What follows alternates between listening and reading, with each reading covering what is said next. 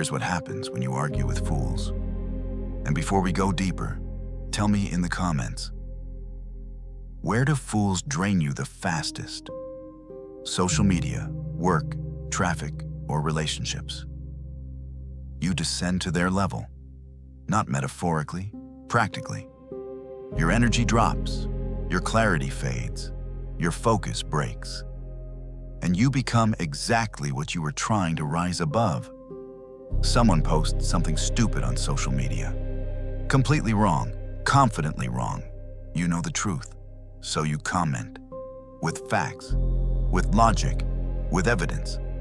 They reply, ignoring everything you said, doubling down. Now you're irritated, so you reply again. This time less patient, more aggressive. They reply worse. Now you're angry.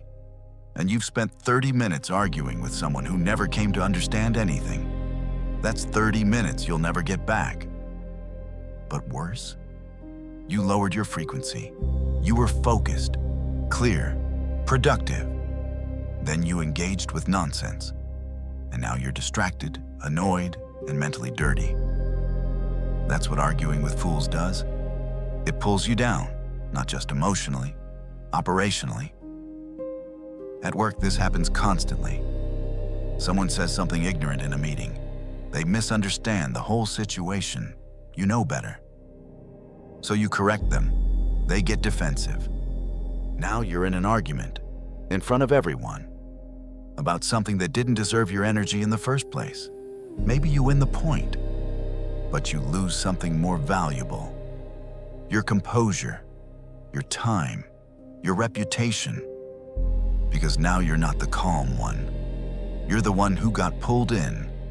In relationships, it's worse. Your partner says something emotional, irrational, exaggerated.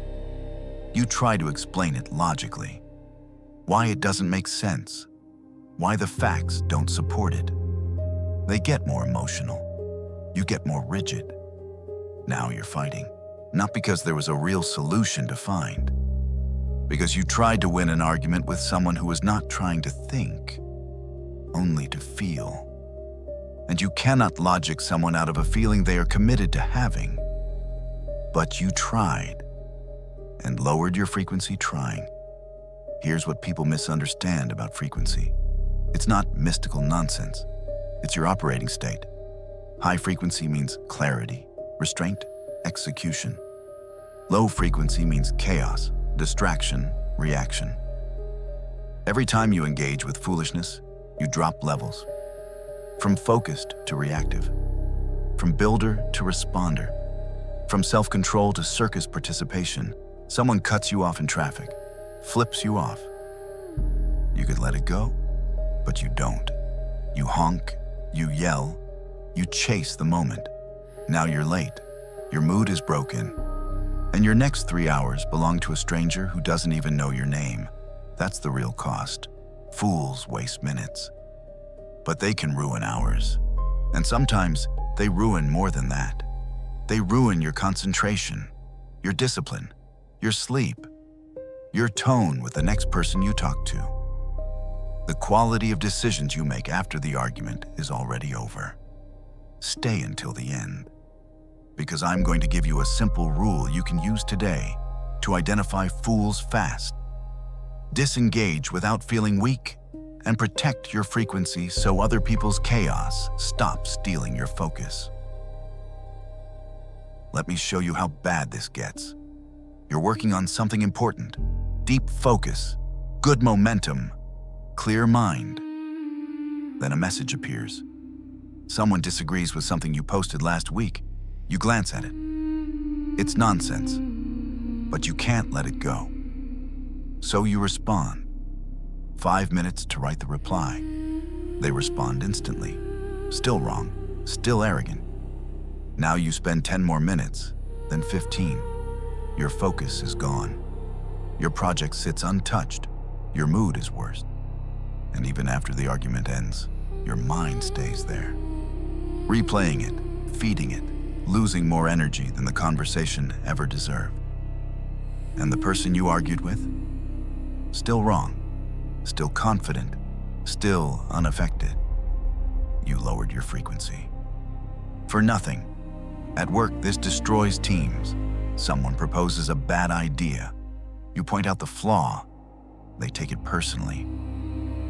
Now they're not defending the idea. They're defending their ego. You try to stay logical. They stay emotional. Then you get frustrated. Now the room drops. The meeting derails. Nothing gets solved. Everyone leaves drained.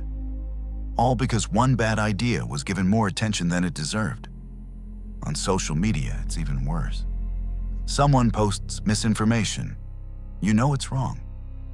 So you correct it politely, with sources. They respond defensively. Then their followers join in. Now you're explaining yourself to strangers who were never looking for truth. An hour passes. You wrote 12 replies. Your nervous system is cooked. Your mind is scattered. And the original person, still wrong, still loud, still unbothered. That is the trap. They throw chaos. You absorb the cost. In relationships, this is fatal. Every disagreement becomes a battle. Not because the issue is huge, because nobody lets anything go. You always do this. No, I don't. Yes, you do. Name one time. Now you're arguing about wording, memory, tone, and who was more right. Not solving the real issue, just feeding the conflict. Both people drop. Both say things they shouldn't. Both regret it later. And the damage did not come from the original problem. It came from the argument about the problem. Here's what makes it worse. Fools don't know they're fools, so they never stop. They have unlimited energy for nonsense. You don't. When you argue with them, you step into their environment. Chaos is their home. It should not become yours. That coworker who always has drama, that's their frequency. That person online who lives in comment wars, that's their frequency. That family member who always needs a conflict, that's their frequency. And when you engage, you are playing away games. You are entering a contest you were never meant to win. If you've ever wasted hours arguing with someone who never wanted to understand, subscribe. Because what I'm about to show you will save your time, your focus, your peace, and a lot of energy you're currently leaking into people who have done nothing to earn it. The solution is not winning every argument. The solution is refusing arguments that were designed to drain you from the start. Here's how to protect your frequency from fools.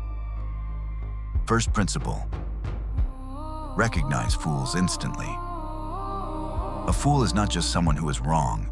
A fool is someone who is wrong and unreachable. They do not argue to learn. They argue to win, or to provoke, or to keep you trapped in their chaos. Signs you're dealing with a fool. They reply without reading. They move the goalposts.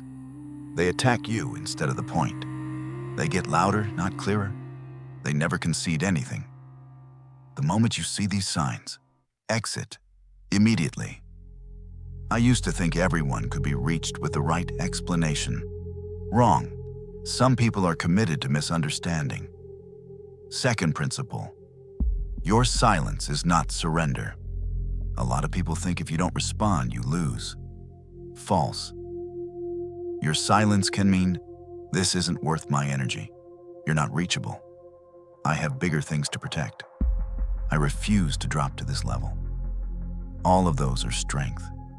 Your silence is not agreement. It is discipline. Third principle: energy is finite. Stupidity is infinite. This alone should end most arguments. You have limited focus, limited emotional bandwidth, limited hours. Fools do not. There will always be more wrong opinions than you can correct. So stop trying. Save your energy for work that matters, people that matter, goals that matter. I used to argue with every stupid comment. Now I let fools stay wrong without my assistance. Fourth principle: use the so what test. Before you respond, ask, so what if they're wrong? Does it affect my life, my goals, my work, my future? Usually, no. Then let them be wrong.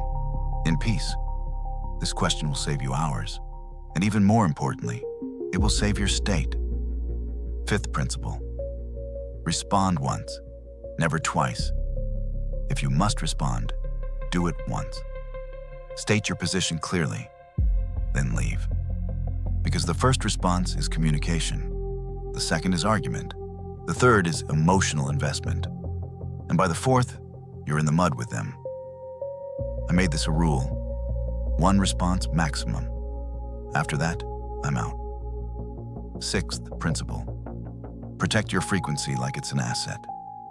Because it is. Your frequency determines your output. High frequency equals better decisions, better work, better control.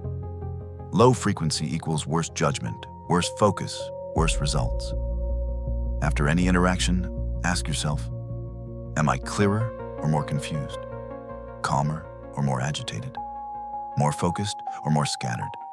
If the answer is worse, that interaction lowered your frequency. Notice the pattern, then reduce access. Seventh principle. Remember who you are. You are not here to argue with fools. You are here to build, to create, to execute. Low performers argue because arguing feels productive. High performers build because building actually changes life. So every time you feel the urge to argue, ask, is this moving my life forward, or am I just reacting? That question will bring you back to yourself. Final truth, fools are everywhere. Online, at work, in traffic, in families, in relationships. You cannot remove them from the world, but you can remove yourself from their game. Not because you're weak, because you're disciplined, not because you agree, because you value your frequency more than your ego. When someone tries to bait you into an argument, they are testing one thing. Will you come down to their level? Most people do, because ego wants the last word. But the last word is expensive. It costs time, energy, clarity, momentum. So stay high. Let fools stay low. Do not visit. Do not explain forever. Do not perform intelligence for people who are committed to chaos. Just operate at your level, in your lane, with your focus intact. That is the ultimate response to fools. Not an argument. A life so focused, clear, and disciplined that their chaos can no longer enter it. Never argue with fools. It lowers your frequency. And high frequency is where clarity, power, and results live. Protect it at all costs.